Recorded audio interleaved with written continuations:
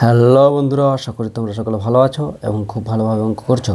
তো চলো, আজকে আমরা একটি খুবই গুরুত্বপূর্ণ প্রবলেম আলোচনা করব। প্রবলেমটি 2026 সালে মাধ্যমিক পরীক্ষায় এসেছে, এটিতে 4 নম্বর ছিল।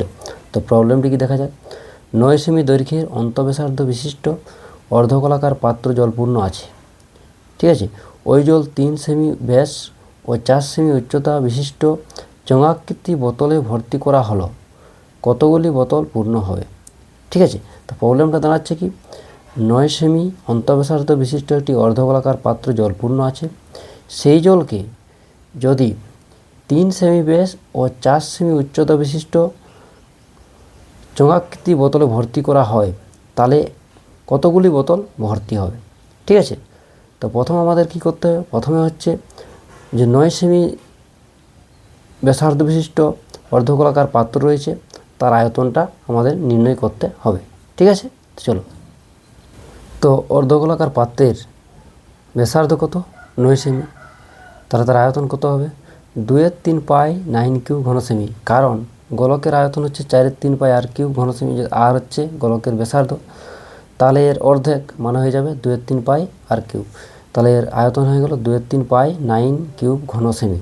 ঠিক আছে, এরপর ওই চঙাকৃতি যে পাত্র রয়েছে, যে বোতল রয়েছে, তার আয়তনটা আমরা নির্ণয় করব। তো তার কত ব্যাস দেওয়া রয়েছে? 3 সেমি, আর উচ্চতা হচ্ছে 4 সেমি। ঠিক আছে, তাহলে প্রতিটি চঙাকৃতি বোতলের ব্যাস হচ্ছে 3 সেমি, ব্যাসার্ধ হয়ে যাবে 3/2 সেমি, আর উচ্চতা হচ্ছে 4 সেমি। তাহলে আয়তন কত হবে?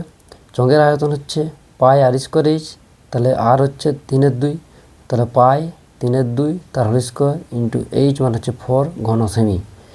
তাহলে অর্ধগোলকের আয়তন পেয়ে গেলাম, আর প্রতিটি চঙাকৃতি বোতলের আয়তন পেয়ে গেলাম। তাহলে কতগুলি বোতল হবে সেটা কি করে পাওয়া যাবে? এই যে অর্ধগোলকের যে আয়তন, সেইটাকে যদি এই প্রতিটি চঙের যে আয়তন সেইটা দিয়ে ভাগ করা হয়, তাহলে কতগুলি বোতল ওই জল পূর্ণ হবে সেটা আমরা বার করতে পারবো। ঠিক আছে, তাহলে বোতল সংখ্যা কত হবে? চঙাকৃতি বোতল সংখ্যা হচ্ছে, এই যে অর্ধগোলাকৃতি যে পাত্রটা, তার আয়তন 2/3 পাই 9 কিউব, আর প্রতিটি চঙাকৃতি বোতলের যে আয়তন পাই 3/2 তার হোল স্কোয়ার 4। এইটা যদি ক্যালকুলেশন করা হয়, মানে হচ্ছে অর্ধগোলাকৃতি বোতলের অর্ধগোলাকৃতি যে গোলক রয়েছে, তার আয়তন কে যদি আমরা বোতলের আয়তন দিয়ে ভাগ করি, তাহলে কতগুলি বোতল সেটা নির্ণয় করতে পারবো। তাহলে দেখো বোতল সংখ্যা কি হচ্ছে, এই 2/3 pi 9 q by pi 2/3 pi 9 q by pi 3/2 তার হোল স্কোয়ার 4। এটা যদি ক্যালকুলেশন সিম্পলিফিকেশন আকার সাজায়, তাহলে আমরা পাচ্ছি উপরে 9 2 গুণিত 9 গুণিত 9 গুণিত 2 গুণিত 2, আর নিচে পাচ্ছি 3 গুণিত 3 গুণিত 4। এবার কাটাকাটি করলে আমরা চলে আসছে এখানে 2 গুণিত 27, মানে হয়ে যাচ্ছে 54টি। ঠিক আছে, তাহলে আমরা বোতল সংখ্যা পাচ্ছি 54টি। এরপরে এইখানে যদি আমাদের রেজাল্টটা চাই যে অর্ধগোলাকৃতি পাত্রের ব্যাসার্ধ, পাত্রের আয়তনটা কত হচ্ছে, সেটা আমরা এইখানে ক্যালকুলেশন করলে আমরা পেয়ে যাব হচ্ছে 1527.43 ঘন সেমি। ঠিক আছে, এটা তোমরা ক্যালকুলেশন করে নেবে। আর হচ্ছে যদি চঙাকৃতি বোতলের, প্রতিটি চঙাকৃতি বোতলের আয়তন বলে, এইটা আমরা ক্যালকুলেশন করলে পাবো 28.28 ঘন সেমি। ঠিক আছে, এগুলোতে 1 নাম্বার করে থাকে।